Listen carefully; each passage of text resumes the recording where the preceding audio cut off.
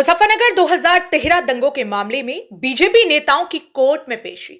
मुजफ्फरनगर में साल 2013 में हुए दंगों के मामले में आज एमपी एमएलए कोर्ट में बड़ी हलचल देखने को मिली। भाजपा के कई प्रमुख नेता और धार्मिक हस्तियां अदालत में पेश हुए। यह पेशी दंगों से जुड़े मामलों में चल रही सुनवाई का हिस्सा है। कोर्ट पहुंचे प्रमुख नेता और हस्तियां हैं। सुरेश राणा, उत्तर प्रदेश सरकार के पूर्व मंत्री और क्षेत्र के प्रभावशाली नेता सुरेश राणा पर भी दंगों के दौरान उकसाने वाले भाषण देने का आरोप है। कपिल देव अग्रवाल, उत्तर प्रदेश सरकार के मंत्री कपिल देव अग्रवाल भी इस मामले में आरोपी हैं। उमेश मलिक, मुजफ्फरनगर के पूर्व विधायक और भाजपा नेता उमेश मलिक पर भी दंगे से जुड़े आरोप हैं। महंत यति नरसिंहानंद और साध्वी प्राची, इन धार्मिक नेताओं का नाम दंगे भड़काने वाले विवादित बयानों के लिए बार बार सामने आता रहा है।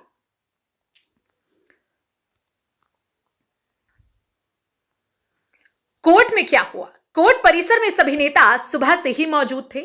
उनकी पेशी को लेकर कोर्ट में भारी संख्या में पुलिस बल तैनात रहा। सुनवाई के दौरान आरोपियों ने अपने बचाव में बयान दिए। सभी नेताओं ने अदालत में खुद को निर्दोष बताया और आरोपों को राजनीति से प्रेरित बताया। कोर्ट में यह सुनवाई कई घंटों तक चली। आखिर क्या है पूरा मामला? 2013 के दंगे मुजफ्फरनगर के इतिहास का एक काला अध्याय है, जिसमें कई लोगों की जान गई थी और हजारों परिवार विस्थापित हुए थे। इस दंगे के दौरान नेताओं पर भड़काऊ भाषण देने और सांप्रदायिक तनाव बढ़ाने का आरोप है। अदालत इन्हीं मामलों की जांच कर रही है और नेताओं से उनके बयान दर्ज कर रही है। राजनीतिक माहौल पर असर। इस केस की सुनवाई का असर राजनीति पर साफ दिख रहा है। भाजपा नेताओं ने इसे राजनीति से प्रेरित मामला बताया है। विपक्षी दल इसे न्याय और पीड़ितों के अधिकारों की लड़ाई बता रहे हैं। यह मामला चुनावी माहौल में बड़े मुद्दे के रूप में उभर सकता है। अदालत में समर्थकों और मीडिया का जमावड़ा।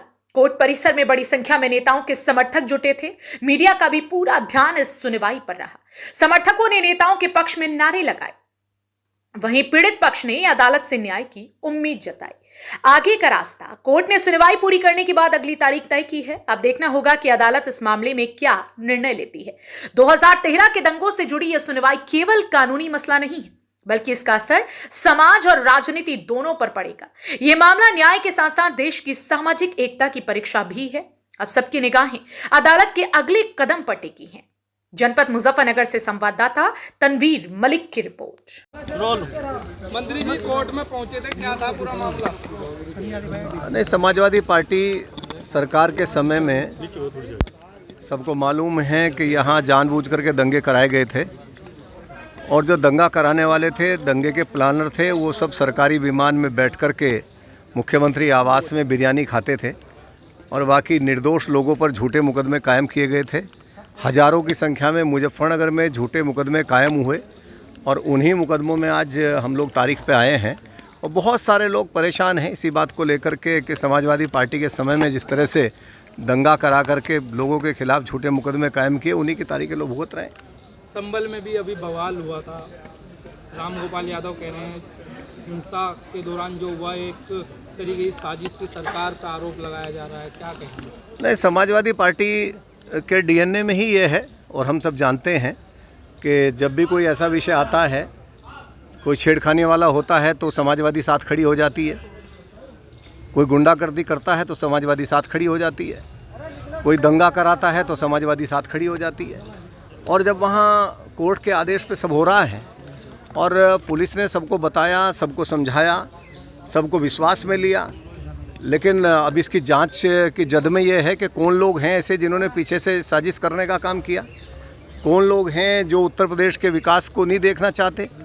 उत्तर प्रदेश की पहचान आज पूरे हिंदुस्तान में एक ऊर्जावान प्रदेश की बनी है और विकास में बाधक पैदा करने वाले कौन लोग हैं सब लोग जानते हैं।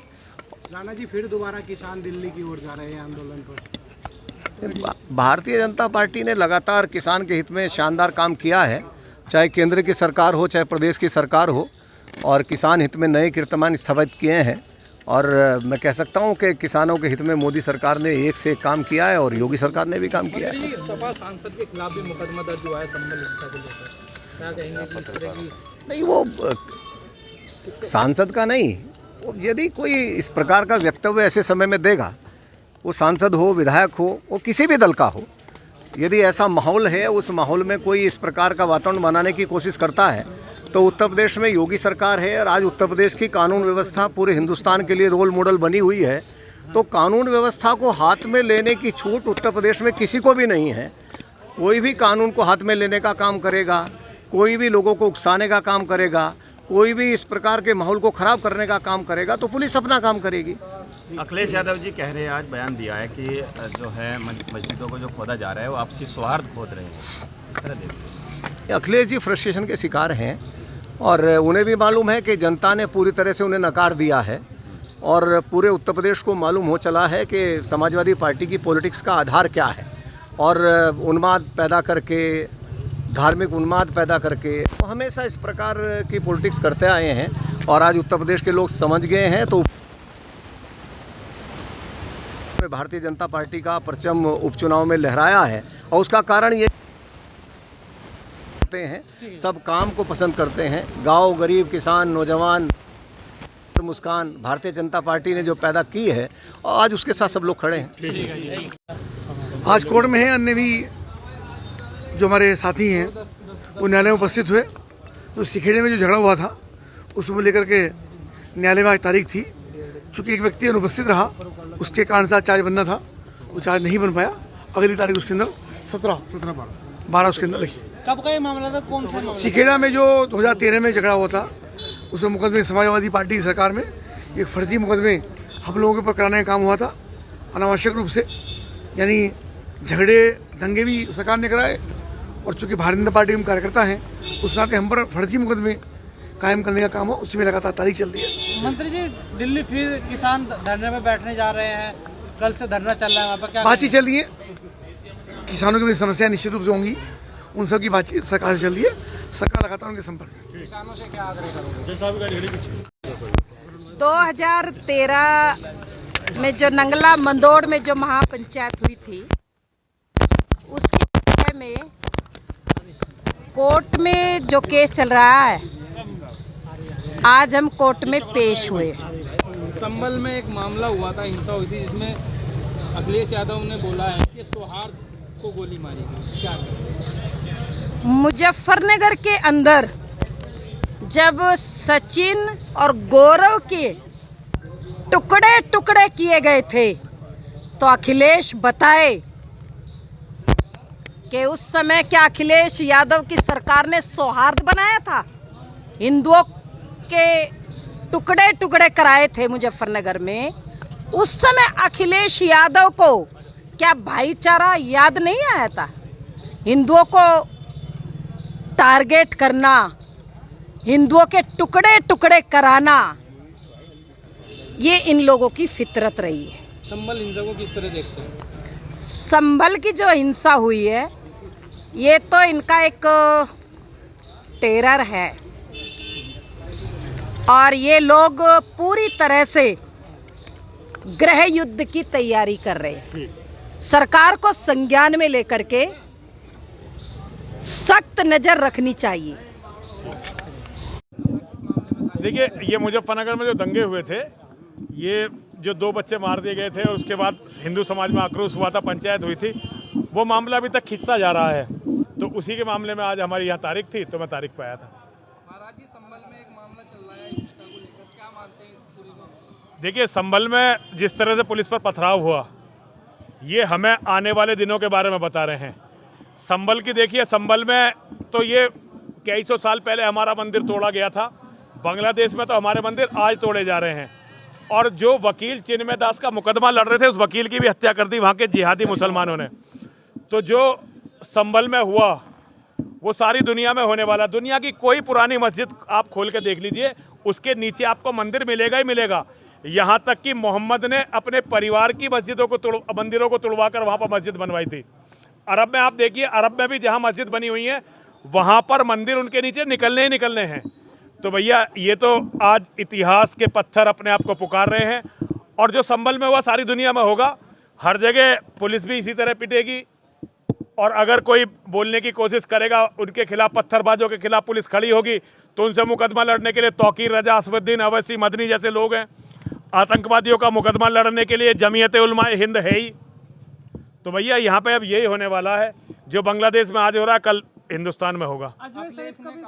हाँ, वो उसके नीचे शिव मंदिर है भैया, उसकी तो छोड़ो, काबा के नीचे शिव मंदिर है, वहाँ हमारी माँ के मंदिर है। मक्का में देख लो ना जांच करके, और जगह की छोड़ दो, आप मक्का में जांच करके देख लो, मक्का में शिव मंदिर निकलने हैं, मक्का में जो है माँ के मंदिर निकलने हैं।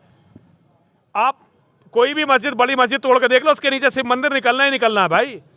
ये ने बयान दिया है कि जो वहाँ पर गोली चली थी वो सौहार्द पर गोली चली।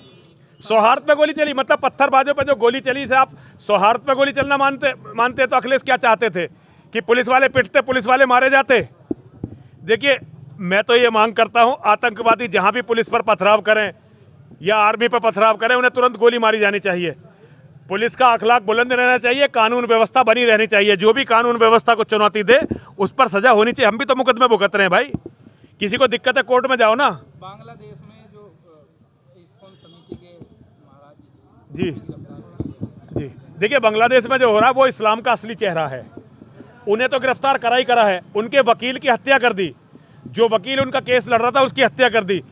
वहां बांग्लादेश में फौज और पुलिस कट्टरपंथी मुल्लाओं के साथ और जिहादियों के भीड़ के साथ मिलकर हिंदुओं का कत्ल करवा रहे हैं, और यही असली इस्लाम है। देखिए, जो कुरान बांग्लादेश में है वही कुरान भारत में है, जो मोहम्मद बांग्लादेश के मुसलमानों का रसूल है वही भारत। क्या कर रहे थे? नहीं तो आईडी भी नहीं यार मेरे भाई यार, आज कई बीजेपी के जो नेता है वो कोर्ट में पेश हुए थे, किस मामले में इनकी पेशी थी और क्या कुछ निर्णय रहा?